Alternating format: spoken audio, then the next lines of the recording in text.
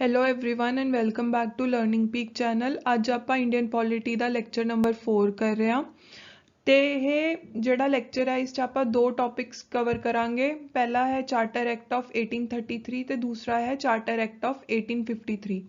ਹੁਣ ਤੁਹਾਨੂੰ ਜਿਵੇਂ ਕਿ ਪਤਾ ਹੈ ਕਿ ਹਜੇ ਆਪਾਂ ਇਤਿਹਾਸ ਦੀ ਜਿਹੜੀ ਪਿਛੋਕੜ ਹੈ ਆਪਣੀ ਇੰਡੀਅਨ ਪੋਲਿਟੀ ਦੀ ਉਹਦੇ ਬਾਰੇ ਪੜ੍ਹ ਰਹੇ ਹਾਂ ਤੇ ਆਪਣਾ ਮੇਨ ਫੋਕਸ ਇੰਡੀਅਨ ਪੋਲਿਟੀ ਹੈ। ਹਿਸਟਰੀ ਬਾਰੇ ਜ਼ਿਆਦਾ ਡੀਪਲੀ ਆਪਾਂ ਨਹੀਂ ਪੜ੍ਹ ਰਹੇ, ਪਰ ਇਹ ਜਿੰਨੇ ਵੀ ਇਵੈਂਟ ਹੋਏ ਨੇ ਪਾਸਟ 'ਚ ਜੋ ਮੈਂ ਤੁਹਾਨੂੰ ਲੜੀ ਦੇ ਤੌਰ 'ਚ ਕਰਾ ਰਹੀ ਹਾਂ ਵਨ ਬਾਏ ਵਨ, ਜਿਵੇਂ ਜਿਵੇਂ ਉਹ ਵਾਪਰੇ ਨੇ ਉਵੇਂ ਉਵੇਂ ਦੱਸ ਰਹੀ ਹਾਂ।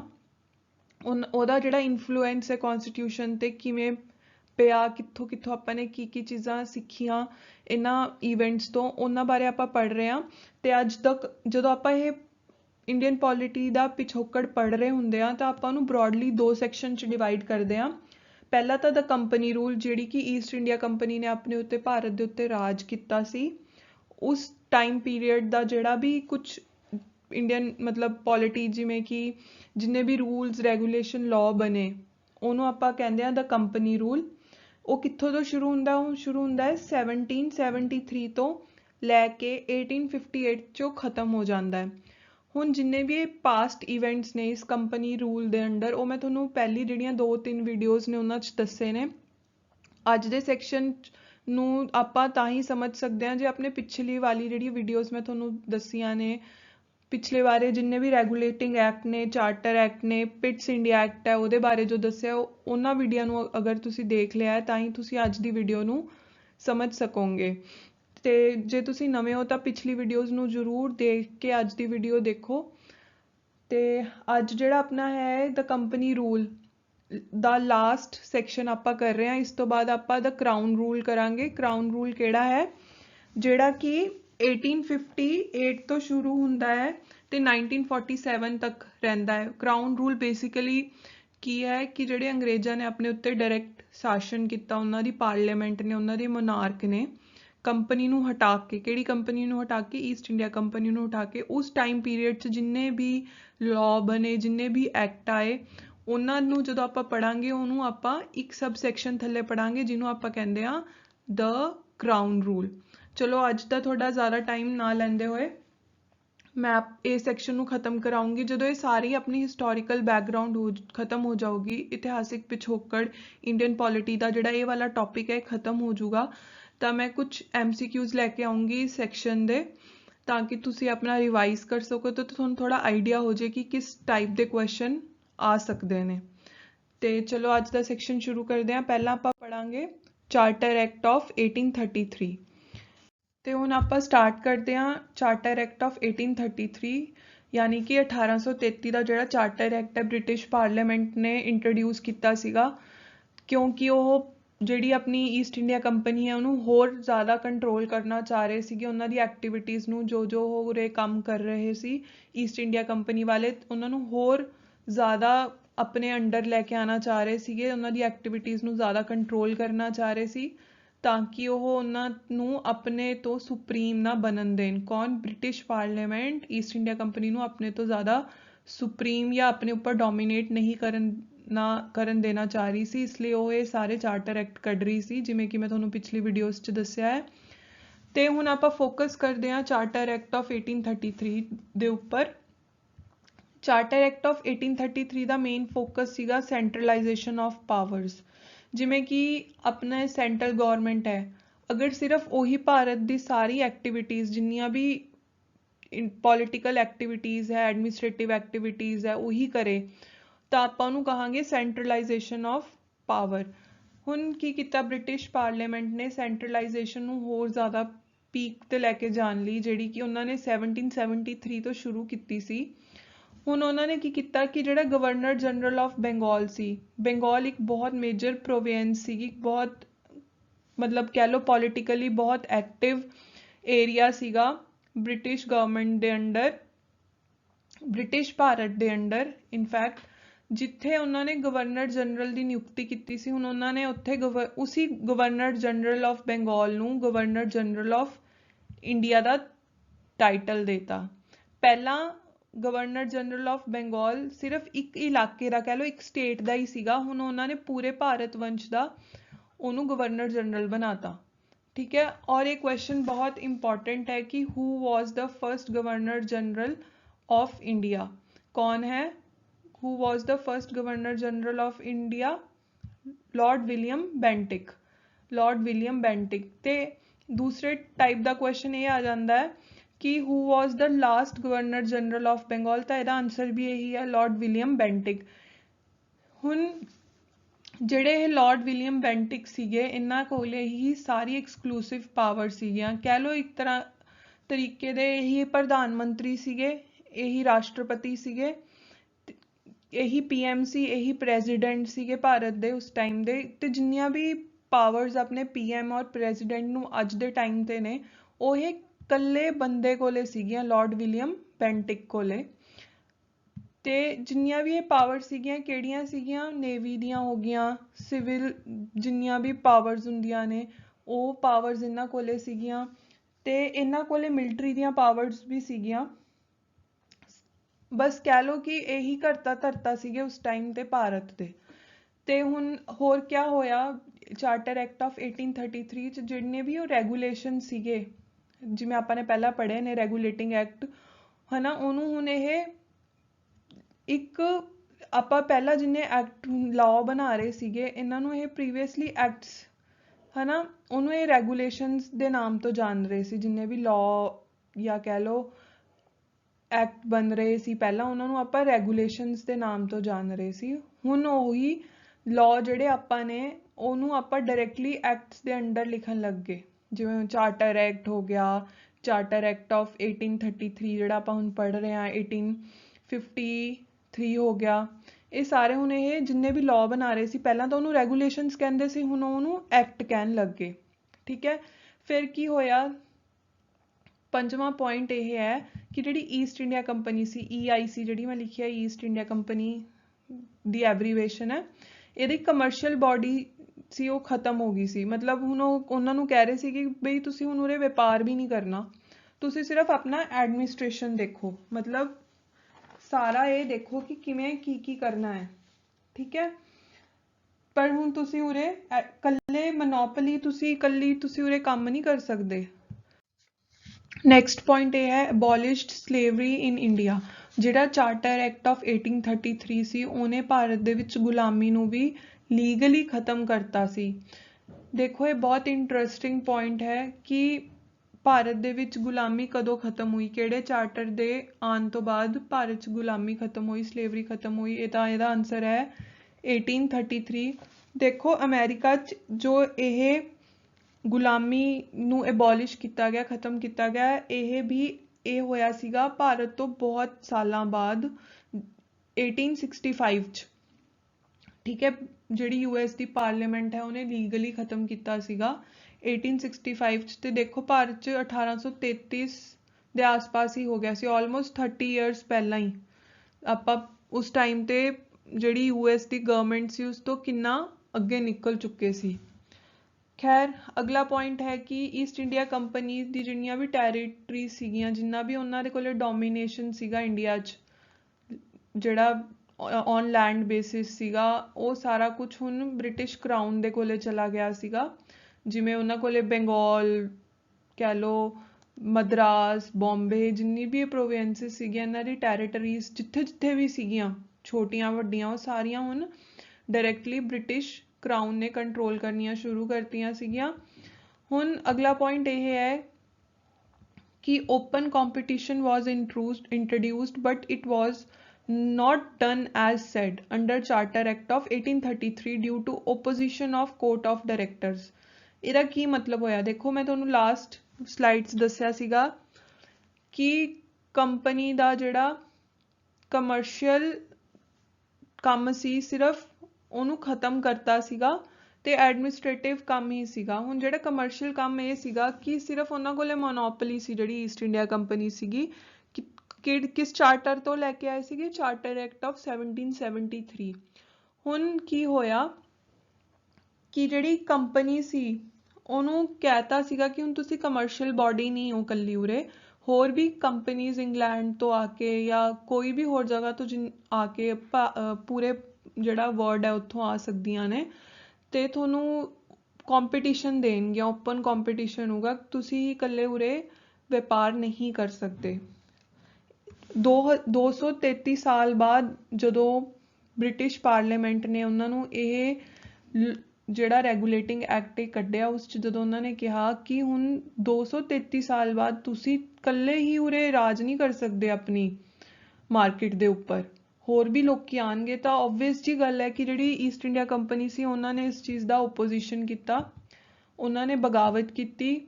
ਤੇ ਜਿਹੜੇ ਓਪੋਜੀਸ਼ਨ 'ਚ ਬੇਸਿਕਲੀ ਕੋਰਟ ਆਫ ਡਾਇਰੈਕਟਰਸ ਹੀ ਉਹਨਾਂ ਦੀ ਇਹ ਸਾਰੀਆਂ ਗੱਲਾਂ ਜਿਹੜੀ ਪਾਰਲੀਮੈਂਟ ਸੀਗੀ, ਬ੍ਰਿਟਿਸ਼ ਪਾਰਲੀਮੈਂਟ, ਉਹਨਾਂ ਤੱਕ ਪਹੁੰਚਾ ਰਹੇ ਸੀ।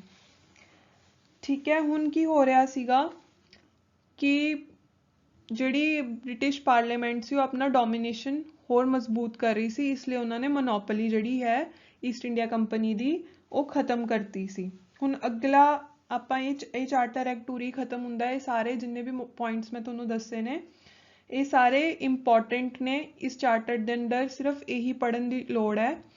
ਤੇ ਇੱਕ ਹੋਰ ਚੀਜ਼ ਤੁਸੀਂ ਐਡ ਕਰ ਸਕਦੇ ਹੋ, ਇਸ ਚਾਰਟਰ ਐਕਟ ਆਫ ਜਿਹੜਾ ਮੈਂ ਤੁਹਾਨੂੰ ਕਰਾ ਰਹੀ ਹਾਂ 1833, ਇਹਨੇ ਇੱਕ ਚੀਜ਼ ਹੋਰ ਬਹੁਤ ਅੱਛੀ ਚੀਜ਼ ਇੰਟਰੋਡਿਊਸ ਕੀਤੀ ਸੀਗੀ ਕਿ ਇੰਡੀਅਨਸ ਨੂੰ ਤੁਸੀਂ ਡਿਨਾਈ ਨਹੀਂ ਕਰ ਸਕਦੇ ਇੰਪਲੋਇਮੈਂਟ ਦੇਣ ਲਈ, ਔਨ ਕੰਪਨੀ ਜਿਹੜੀ ਈਸਟ ਇੰਡੀਆ ਕੰਪਨੀ 'ਚ ਇੰਪਲੋਇਮੈਂਟ ਦੇਣ ਲਈ ਤੁਸੀਂ ਡਿਨਾਈ ਨਹੀਂ ਕਰ ਸਕਦੇ, ਮਨਾ ਨਹੀਂ ਕਰ ਸਕਦੇ on the basis of cost, colour, creed, gender. ਠੀਕ ਹੈ, ਰੰਗ, ਰੂਪ, ਜੈਂਡਰ, ਠੀਕ ਹੈ, ਮੇਲ ਫੀਮੇਲ ਹੈ, ਕਾਸਟ ਕੀ ਹੈ, ਰਿਲੀਜਨ ਕੀ ਹੈ, ਉਹਦੇ ਬੇਸਿਸ ਤੇ ਤੁਸੀਂ ਇੰਡੀਅਨਸ ਨੂੰ ਮਨਾ ਨਹੀਂ ਕਰ ਸਕਦੇ ਕਿ ਉਹ ਤੁਹਾਡੇ ਨਾਲ ਈਸਟ ਇੰਡੀਆ ਕੰਪਨੀ ਦੀ ਕੋਈ ਪੋਜੀਸ਼ਨ ਹੈ ਉਸ 'ਚ ਕੰਮ ਨਾ ਕਰ ਸਕਣ। ਦੇਖੋ ਇਸੀ ਚਾਰਟਰ ਐਕਟ ਆਫ 1833 ਨੇ ਹੀ ਆਰਟੀਕਲ ਨੰਬਰ 14, 15, 16 ਦੀ ਨੀਂਹ ਰੱਖਤੀ ਸੀ ਇੰਡੀਅਨ ਕੌਂਸਟੀਟਿਊਸ਼ਨ ਦੇ। ਆਰਟੀਕਲ ਨੰਬਰ ਜਿਹੜੇ ਆਪਾਂ 14, 15, 16 ਪੜ੍ਹਦੇ ਹਾਂ ਉਹਦੀ ਨੀਂਹ ਚਾਰਟਰ ਐਕਟ ਆਫ 1833 ਨੇ ਰੱਖਤੀ ਸੀ। ਇਹ ਕੁਐਸਚਨ ਵੀ ਬਹੁਤ ਇੰਪੋਰਟੈਂਟ ਬਣਦਾ ਹੈ ਤੇ ਇਸੀ ਨਾਲ ਆਪਣਾ ਚਾਰਟਰ ਐਕਟ ਆਫ 1833 ਖਤਮ ਹੋ ਜਾਂਦਾ ਹੈ। ਨੈਕਸਟ ਆਪਾਂ ਕਰਦੇ ਹਾਂ ਚਾਰਟਰ ਐਕਟ ਆਫ 1853। ਹੁਣ ਜਿਵੇਂ ਕਿ ਮੈਂ ਤੁਹਾਨੂੰ ਵੀਡੀਓ ਦੀ ਸਟਾਰਟਿੰਗ 'ਚ ਹੀ ਦੱਸਿਆ ਸੀਗਾ ਕਿ ਇਹ ਲਾਸਟ ਜਿਹੜਾ ਆਪਣਾ ਹੈ ਐਕਟ ਹੈ ਜਿਹੜਾ ਪਾਸ ਹੋਇਆ 1793 ਤੋਂ ਲੈ ਕੇ 1853 ਦੇ ਅੰਡਰ, ਜਿਹੜਾ ਆਪਾਂ ਨੇ ਇੱਕ ਸੈਕਸ਼ਨ ਬਣਾਇਆ ਹੋਇਆ ਹਿਸਟੋਰੀਕਲ ਬੈਕਗਰਾਊਂਡ ਦਾ, ਉਹਦੇ ਅੰਡਰ ਜਿਹੜਾ ਆਪਾਂ ਇਹ ਸਾਰੇ ਚਾਰਟਰ ਪੜ੍ਹ ਰਹੇ ਹਾਂ ਉਹਦਾ ਇਹ ਲਾਸਟ ਚਾਰਟਰ ਹੈ 1853 ਦਾ। ਹੁਣ ਇਸ 'ਚ ਕੀ ਹੋਇਆ ਕਿ ਪਹਿਲਾਂ ਤਾਂ ਇਹ ਸਾਰੀਆਂ ਪਾਵਰਸ ਨੂੰ ਸੈਂਟਰਲਾਈਜ਼ ਕਰ ਰਹੇ ਸੀ, ਯਾਨੀ ਕਿ ਗਵਰਨਰ ਜਨਰਲ ਆਫ ਇੰਡੀਆ ਸੀ ਜਿਹੜੇ ਲਾਰਡ ਵਿਲੀਅਮ ਬੈਂਟਿਕ, ਉਹਨਾਂ ਕੋਲ ਹੀ ਸਾਰੀਆਂ ਪਾਵਰ ਸੀਗੀਆਂ। ਪਰ ਹੁਣ 20 ਸਾਲ ਬਾਅਦ ਕੀ ਦੇਖਿਆ ਬ੍ਰਿਟਿਸ਼ ਪਾਰਲੀਮੈਂਟ ਨੇ ਕਿ ਆਪਾਂ ਨੂੰ ਪਾਵਰਸ ਨੂੰ ਡਾਇਲਿਊਟ ਕਰਨਾ ਚਾਹੀਦਾ ਹੈ, ਯਾਨੀ ਕਿ ਆਪਾਂ ਨੂੰ ਐਗਜ਼ੀਕਿਊਟਿਵ ਔਰ ਲੈਜਿਸਲੇਟਿਵ ਫੰਕਸ਼ਨ ਨੇ ਜਿਹੜੇ, ਯਾਨੀ ਕਿ ਜਿਹੜਾ ਕਿ ਕਾਨੂੰਨ ਬਣਾਉਣਗੇ ਔਰ ਜਿਹੜੇ ਕਾਨੂੰਨ ਲਾਗੂ ਕਰਵਾਉਣਗੇ, ਕੌਣ ਲਾਗੂ ਕਰਵਾਉਂਦੇ ਨੇ, ਐਗਜ਼ੀਕਿਊਟਿਵ, ਕਿ ਕਿਵੇਂ ਲਾਗੂ ਹੋਣੇ ਨੇ, ਹੋ ਰਹੇ ਨੇ ਕਿ ਨਹੀਂ ਹੋ ਰਹੇ, ਜਿੱਥੇ ਜਿੱਥੇ ਕਿਹਾ ਹੈ ਪਾਰਲੀਮੈਂਟ ਨੇ, ਜਿਵੇਂ ਕਿ ਅੱਜ ਹੁੰਦਾ ਹੈ। ਉਹਨਾਂ ਨੇ ਫੰਕਸ਼ਨਸ ਨੂੰ ਡਾਇਲਿਊਟ ਕਰਨਾ ਸ਼ੁਰੂ ਕਰਤਾ, ਸੈਂਟਰਲਾਈਜ਼ੇਸ਼ਨ ਤੋਂ ਡੀਸੈਂਟਰਲਾਈਜ਼ੇਸ਼ਨ ਵੱਲ ਜਾਣ ਲੱਗੇ। ਉਹਨਾਂ ਨੇ ਪਾਵਰਸ ਨੂੰ ਸੈਪਰੇਟ ਕਰਤਾ between executive and legislature. Basically legislative ਜਿਹੜੀ ਕਾਊਂਸਲ ਹੈ ਉਹ ਬਣੀ ਸੀਗੀ। ਹੁਣ ਇਹ ਗਵਰਨਰ, ਅਗਲਾ ਪੁਆਇੰਟ ਕੀ ਹੈ ਕਿ ਨਿਊ 6 ਮੈਂਬਰਸ ਵਰ ਐਡਡ ਇਨ ਲੈਜਿਸਲੇਟਿਵ ਕਾਊਂਸਲ, ਜਿਹਨੂੰ ਇਹ ਮਿਨੀ ਪਾਰਲੀਮੈਂਟ ਵੀ ਕਹਿੰਦੇ ਨੇ। ਦੇਖੋ ਜਿਹੜਾ ਗਵਰਨਰ ਜਨਰਲ ਦਾ ਕਾਊਂਸਲ ਸੀਗਾ ਇੱਕ, ਉਸਦੇ ਅੰਦਰ ਇਹਨਾਂ ਨੇ 6 ਮੈਂਬਰਸ ਐਡ ਕਰਤੇ ਸੀਗੇ, ਲੈਜਿਸਲੇਟਿਵ ਕਾਊਂਸਲ ਬਣਾਤਾ ਸੀ ਜਿਹੜਾ ਕਿ ਅੱਗੇ ਜਾ ਕੇ ਇੰਡੀਆ ਦੀ ਪਾਰਲੀਮੈਂਟ ਦਾ ਰੂਪ ਲੂਗੀ। ਠੀਕ ਹੈ, ਹੁਣ ਇਹ ਮਿਨੀ ਪਾਰਲੀਮੈਂਟ ਸੀ ਵਰਗਾ ਕੰਮ ਕਰ ਰਹੀ ਸੀ। ਔਰ ਜਿਹੜੀ ਐਗਜ਼ੀਕਿਊਟਿਵ ਸੀਗੀ ਇਸ 'ਚ ਬੇਸਿਕਲੀ ਬ੍ਰਿਟਿਸ਼ਰਸ ਸੀਗੇ ਸਾਰੇ, ਔਰ ਲੈਜਿਸਲੇਟਿਵ 'ਚ ਵੀ ਬੇਸਿਕਲੀ ਬ੍ਰਿਟਿਸ਼ਰਸ ਸੀਗੇ। ਪਰ ਉਹਨਾਂ ਨੂੰ ਜਿਹੜੀ ਬ੍ਰਿਟਿਸ਼ ਪਾਰਲੀਮੈਂਟ ਹੈ ਉਹਨੂੰ ਨਾ ਇਹ ਪਤਾ ਲੱਗਣ ਲੱਗਿਆ ਸੀਗਾ ਕਿ ਹੁਣ ਆਪਾਂ ਭਾਰਤੀਆਂ ਨੂੰ ਅਵੋਇਡ ਨਹੀਂ ਕਰ ਸਕਦੇ, ਮਤਲਬ ਉਹਨਾਂ ਨੂੰ ਉਹਨਾਂ ਦੇ ਰਾਈਟਸ ਦੇਣੇ ਹੀ ਪੈਣਗੇ। ਅੱਗੇ ਜਾ ਕੇ ਫਿਰ ਰਿਵੋਲਟ ਹੁੰਦੀ ਹੈ 1857 ਦੀ, ਉਹਦੇ ਤੋਂ ਤਾਂ ਇਹਨਾਂ ਨੂੰ ਬਿਲਕੁਲ ਕਲੀਅਰਲੀ ਹੋ ਜਾਂਦਾ ਹੈ ਕਿ ਹੁਣ ਆਪਾਂ ਨੂੰ ਨੇਟਿਵਸ ਨੇ ਜਿਹੜੇ ਭਾਰਤੀ ਦੇ ਆਪਣੇ ਲੋਕ ਨੇ, ਭਾਰਤੀ ਨੇ, ਭਾਰਤ ਦੇ ਜਿਹੜੇ ਆਪਣੇ ਲੋਕ ਨੇ, ਉਹਨਾਂ ਨੂੰ ਵੀ ਐਡਮਿਨਿਸਟ੍ਰੇਸ਼ਨ 'ਚ ਇਨਕਲੂਡ ਕਰਨਾ ਪਊਗਾ, ਜਿਹੜਾ ਕਿ ਬਹੁਤ ਅੱਗੇ ਜਾ ਕੇ ਕਰਦੇ ਵੀ ਨੇ। ਹੁਣ ਅਗਲਾ ਪੁਆਇੰਟ ਕੀ ਹੈ ਕਿ ਲੋਕਲ ਰਿਪਰਜ਼ੈਂਟੇਸ਼ਨ ਇਨ ਲੈਜਿਸਲੇਟਿਵ ਕਾਊਂਸਲ।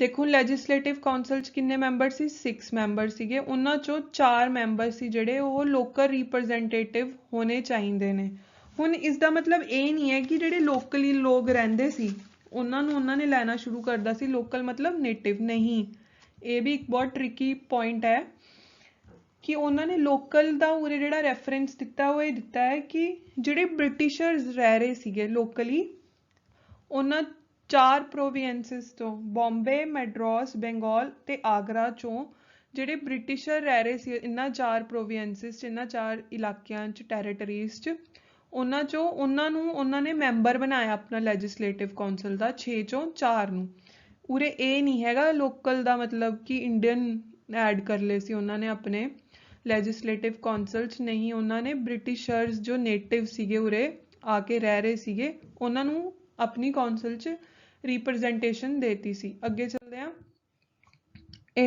ਇਹ ਹੈਗਾ ਆਪਣਾ ਅਗਲਾ point open competition system and recruitment of civil servants ਹੁਣ ਇਹਨਾਂ ਨੇ ਕੀ ਕੀਤਾ ਕੰਪਨੀ ਨੇ ਚਾਰਟਰ ਐਕਟ ਆਫ 1853 ਚ ਇਹ ਕਰਤਾ ਕਿ ਰਿਕਰੂਟਮੈਂਟ ਜਿਹੜੀ ਹੈ ਸਿਵਲ ਸਰਵੈਂਟਸ ਦੀ ਉਹਨੂੰ ਵੀ ਓਪਨ ਕਰਤਾ ਸੀ ਤੇ ਕੰਪੀਟੀਸ਼ਨ ਜਿਹੜਾ ਸਿਸਟਮ ਸੀਗਾ ਇਹਨਾਂ ਦਾ ਉਸ 'ਚ ਵੀ ਉਹਨਾਂ ਨੇ ਭਾਰਤੀਆਂ ਨੂੰ ਆਉਣ ਦਿੱਤਾ ਸੀ ਬੇਸਿਕਲੀ ਇਹ ਇੱਕ ਹੀ ਚੀਜ਼ ਹੈ ਸਿਵਲ ਸਰਵੈਂਟਸ ਜਿਹੜੇ ਜੀ ਜਿਵੇਂ ਕਿ ਆਪਣਾ ਅੱਜ UPSC ਹੈ ਇਸ 'ਚ ਇਹਨਾਂ ਨੇ ਭਾਰਤੀਆਂ ਨੂੰ ਵੀ ਆਉਣ ਨੂੰ ਅਲਾਓ ਕਰਤਾ ਸੀ ਬਟ ਗੱਲ ਉਹੀ ਸੀ ਕਿ ਉਸ ਟਾਈਮ 'ਚ ਵੀ ਇਹ UK ਇੰਗਲੈਂਡ 'ਚ ਜਾ ਕੇ ਆਪਣਾ ਪੇਪਰ ਕੰਡਕਟ ਕਰਵਾਉਂਦੇ ਸੀ ਜਿਹੜਾ ਕਿ ਹਰ ਹਿੰਦੁਸਤਾਨੀ ਦੀ ਪਹੁੰਚ ਤੋਂ ਬਾਹਰ ਸੀਗਾ ਫਿਰ ਇਹਨਾਂ ਨੇ ਕੀ ਕੀਤਾ ਕਿ ਸਿਵਲ ਸਰਵਿਸਿਜ਼ ਜੋ ਮੈਂ ਤੁਹਾਨੂੰ ਹੁਣੀ ਦੱਸਿਆ ਉੱਪਰ ਉਹਨੂੰ ਵੀ ਇਹਨਾਂ ਨੇ ਓਪਨ ਕਰਤਾ ਸੀਗਾ ਇਹ ਅੰਡਰ ਮੈਕੌਲੇ ਇੱਕ ਸੀਗੇ ਇਹਨਾਂ ਦੇ ਲੀਡਰ ਉਹਨਾਂ ਦੀ ਕਮੇਟੀ ਬਿਠਾਈ ਸੀ ਉਹਨਾਂ ਨੇ ਅਲਾਉੈਂਸ ਦੇਤੀ ਸੀਗੀ ਕਿ ਠੀਕ ਹੈ ਉਹ ਇੰਡੀਅਨਸ ਨੂੰ ਵੀ ਅਲਾਓ ਕਰ ਰਹੇ ਨੇ ਆਉਣ ਲਈ ਕਿ ਤੁਸੀਂ ਵੀ ਪੇਪਰ ਦੇ ਲਓ ਬਟ ਇਸ 'ਚ ਵੀ ਅੱਗੇ ਬਹੁਤ ਜ਼ਿਆਦਾ ਇਹਨਾਂ ਨੇ ਚਲਾਕੀ ਕੀਤੀ ਕੀ ਚਲਾਕੀ ਕੀਤੀ ਸੀ ਕਿ ਇਹਨਾਂ ਨੇ ਡਿਵਾਈਡ ਕਰਤਾ ਸੀਗਾ ਕਿ ਜਿਹੜੇ ਹਾਇਰ ਪੋਜੀਸ਼ਨਸ ਨੇ ਸਿਵਲ ਸਰਵਿਸਿਜ਼ 'ਚ ਕੋਨੇਟਿਵ ਪੋਜੀਸ਼ਨਸ ਨੇ ਜਿਹੜੀਆਂ ਉਹ ਤਾਂ ਇਹਨਾਂ ਨੇ ਆਪਣੇ ਯੂਰੋਪੀਅਨਸ ਨੂੰ ਹੀ ਰੱਖਿਆ ਮਤਲਬ ਬ੍ਰਿਟਿਸ਼ਰਸ ਯੂਰੋਪੀਅਨਸ ਜਿਹੜੇ ਵਾਈਟ ਸੀਗੇ ਉਹਨਾਂ ਨੂੰ ਹੀ ਤੇ ਜਿਹੜੇ ਲੋਅਰ ਪੋਜੀਸ਼ਨ ਸੀਗੀਆਂ ਜਿਵੇਂ ਸਟੇਟ ਦੀਆਂ ਲਗਾ ਲਓ ਉਸ 'ਚ ਇਹਨਾਂ ਨੇ ਭਾਰਤੀਆਂ ਨੂੰ ਵੀ ਐਡ ਕਰਨਾ ਸ਼ੁਰੂ ਕਰ ਲਿਆ ਉਹਨਾਂ ਨੂੰ ਇਹਨਾਂ ਨੇ ਬੇਸਿਕਲੀ ਡਿਵਾਈਡ ਕੀਤਾ ਸੀ ਕੋਨੇਟਿਵ ਤੇ ਅਨਕੋਨੇਟਿਵ ਸੈਕਸ਼ਨਸ ਦੇ ਅੰਡਰ ਤਾਂ ਇਹ ਹੋਇਆ ਸੀਗਾ ਤੇ ਅੱਗੇ ਕੀ ਹੋਇਆ ਲਾਸਟ ਪੁਆਇੰਟ ਕੀ ਹੈ company will work for the crown ਹੁਣ ਜਿਹੜੀ ਈਸਟ ਇੰਡੀਆ ਕੰਪਨੀ ਹੈ ਉਹਨੂੰ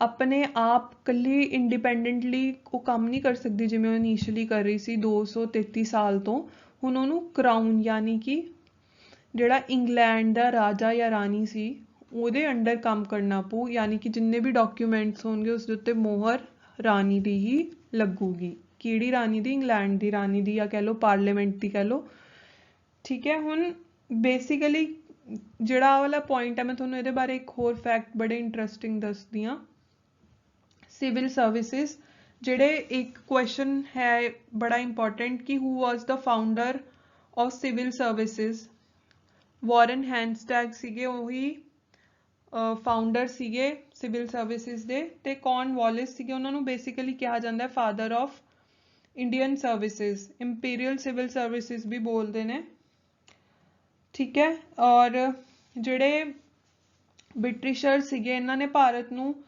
4 ਚੀਜ਼ਾਂ ਦਿੱਤੀਆਂ ਨੇ ਬਹੁਤ ਮੇਜਰ ਜਿਨ੍ਹਾਂ ਵਿੱਚ ਸਿਵਲ ਸਰਵਿਸਿਜ਼ ਕਹਿ ਲਓ ਰੇਲਵੇ ਕਹਿ ਲਓ ਲੀਗਲ ਜਿਹੜੇ ਆਪਣੀ ਐਡਮਿਨਿਸਟ੍ਰੇਸ਼ਨ ਹੈ ਆਰਮੀ ਕਹਿ ਲਓ ਇਹ ਸਭ ਕੁਝ ਆਪਾਂ ਨੂੰ ਬ੍ਰਿਟਿਸ਼ ਗਵਰਨਮੈਂਟ ਦੀ ਹੀ ਦੇਣ ਹੈ ਤੇ ਆਪਾਂ ਹੁਣ ਅਗਲੇ ਸੈਕਸ਼ਨ 'ਚ ਪੜਾਂਗੇ ਕਰਾਊਨ ਰੂਲ ਜਿਹੜਾ ਕਿ ਸ਼ੁਰੂ ਹੁੰਦਾ ਹੈ 1858 ਦੇ ਐਕਟ ਤੋਂ ਲੈ ਕੇ 1947 ਦਾ ਜਿਹੜਾ ਇੰਡੀਪੈਂਡੈਂਸ ਐਕਟ ਹੈ ਉੱਥੇ ਤੱਕ ਖਤਮ ਹੁੰਦਾ ਹੈ ਹੋਪ ਕਰਦੀ ਹਾਂ ਤੁਹਾਨੂੰ ਅੱਜ ਦਾ ਜਿਹੜਾ ਲੈਕਚਰ ਹੈ ਇਹ ਅੱਛਾ ਲੱਗਿਆ ਹੋਊਗਾ ਪਲੀਜ਼ ਆਪਣੇ ਫੀਡਬੈਕ ਨੂੰ ਮੈਨੂੰ ਕਮੈਂਟ ਸੈਕਸ਼ਨ 'ਚ ਦੱਸੋ ਤੇ ਲਾਈਕ ਕਰੋ ਵੀਡੀਓਜ਼ ਨੂੰ ਸ਼ੇਅਰ ਕਰੋ ਆਪਣੇ ਫਰੈਂਡਸ 'ਚ ਵੱਧ ਤੋਂ ਵੱਧ ਥੈਂਕ ਯੂ ਫॉर ਲਿਸਨਿੰਗ ਤੇ ਅਗਲੀ ਵੀਡੀਓ ਮੈਂ ਬਹੁਤ ਜਲਦ ਲੈ ਕੇ ਆਉਂਗੀ ਜਦੋਂ ਇੱਕ ਬਾਰ ਇਹ ਸੈਕਸ਼ਨ ਖਤਮ ਹੋ ਗਿਆ ਫਿਰ ਆਪਾਂ ਇसी ਸੈਕਸ਼ਨ ਦੇ ਇੰਪੋਰਟੈਂਟ MCQs ਵੀ ਜੋ ਸਿਰਫ ਸਪੈਸੀਫਿਕਲੀ ਇसी ਸੈਕਸ਼ਨ ਨਾਲ ਰਿਲੇਟਡ ਹੋਣਗੇ ਉਹ ਕਰਾਂਗੇ ਥੈਂਕ ਯੂ।